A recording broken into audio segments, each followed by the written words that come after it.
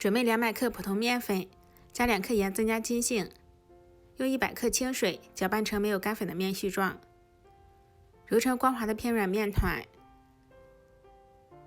然后用保鲜膜包住，醒15分钟左右。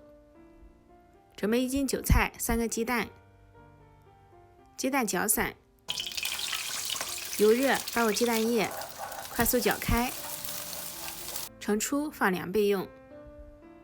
1斤韭菜洗净，控干水分，切成末，加少许食用油，搅拌均匀，油可以隔绝盐分，防止出水。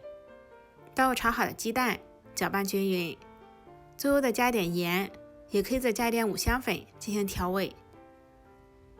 案板上撒上干面粉，把醒好的面团揉光滑，擀成长条，切成大小均匀的剂子，剂子就像我们平时包饺子那么大就可以了。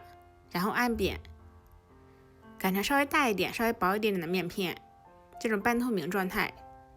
放入调好的馅料，用包包子的方式进行收口。醒过的面特别的有韧性，一提一拉也不会烂。油热，放入包好的包子，小火煎至底部金黄，然后倒入半碗面混水，没过包子的1/2。面混水我们要调的稀一点点，盖上盖，大火把水收干，然后撒一点熟芝麻、葱花作为点缀。一锅特别简单又好吃的水煎包就做好啦。皮薄馅大，外皮酥脆，内馅鲜美，而且不用发面，不用蒸，简单好吃又省事。